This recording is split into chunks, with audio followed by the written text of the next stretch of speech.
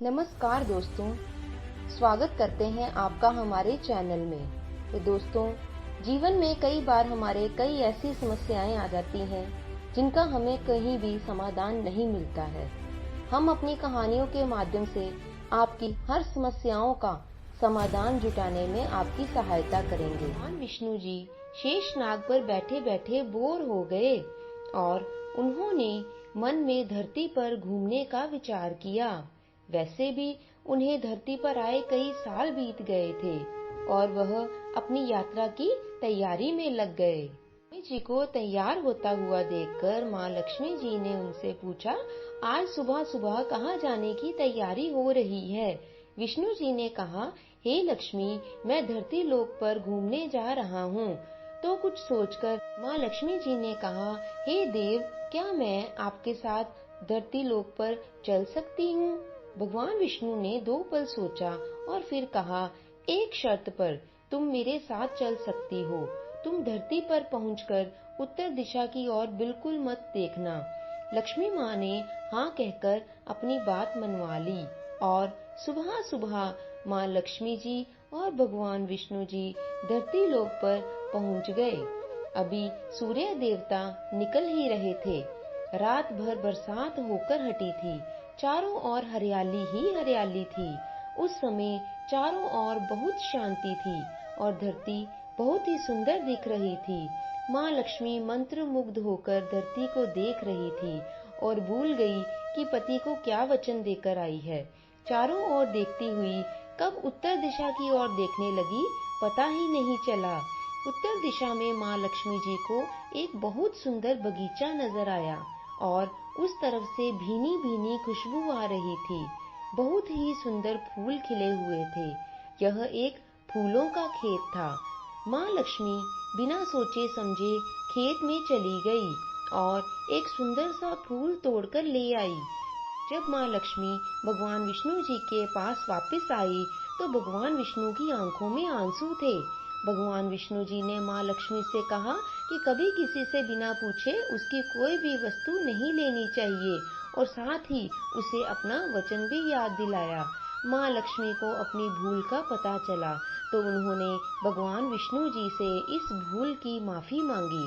तो भगवान विष्णु जी ने कहा कि तुमने जो भूल की है उसका प्रायश्चित तो तुम्हें करना ही पड़ेगा।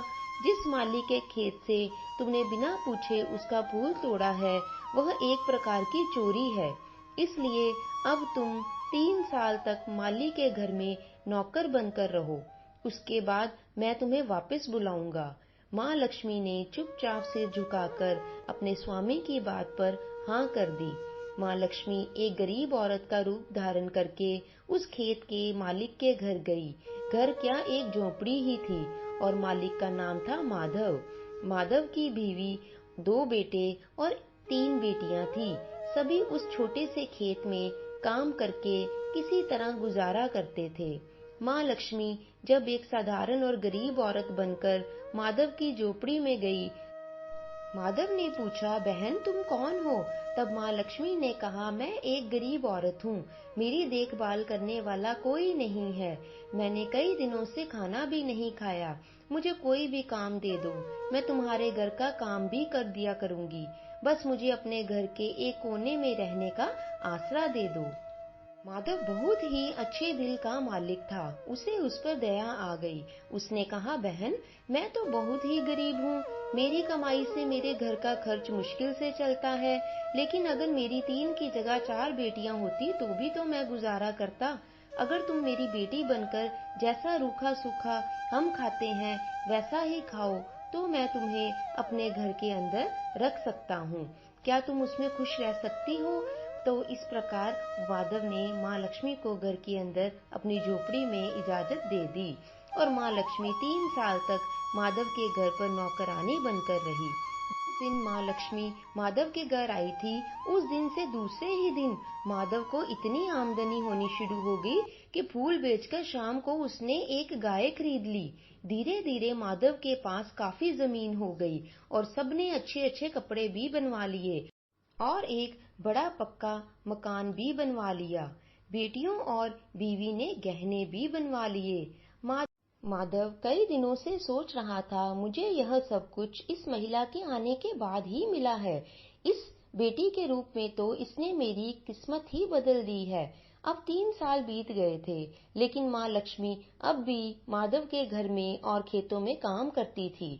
एक दिन माधव जब अपने खेतों से काम करके घर आया, उसने देवी स्वरूप में गहनों से लदी हुई औरत को देखा। ध्यान से देखकर पहचान गया, अरे ये तो मेरी मुंह बोली चौथी बेटी है, और ये तो माँ लक्ष्मी है। अब तक माधव का पूरा परिवार बाहर आ गया था। सब हैरान होकर माँ लक्ष्मी की तरफ देख रहे थे। माधव बोला, माँ, हमसे ये कैसा अपराध हो गया? हमने अनजाने में आपसे घर और खेत का काम करवाया। माँ, हम सबको माफ कर दो। अब माँ लक्ष्मी मुस्कुराई और बोली, माधव, तुम बहुत ही अच्छे और दयालु व्यक्ति हो। तुमने मुझे अपनी बेटी और परिवार के सदस्य की तरह रखा। इसके बदले में मैं तुम्हें वरदान देती हूँ कि तुम्हारे पास कभी भी खुशियों और धन की कमी नहीं रहेगी।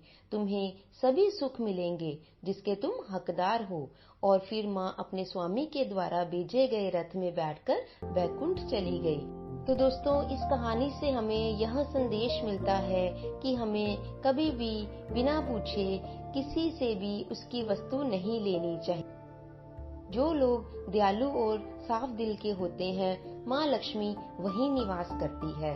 हमें सभी लोगों की मदद करनी चाहिए, चाहे कोई छोटा हो चाहे कोई बड़ा हो, और गरीब से गरीब व्यक्ति को भी हमें कभी भी तुच्छ नहीं समझना। बोलो लक्ष्मी मैया की जय हो।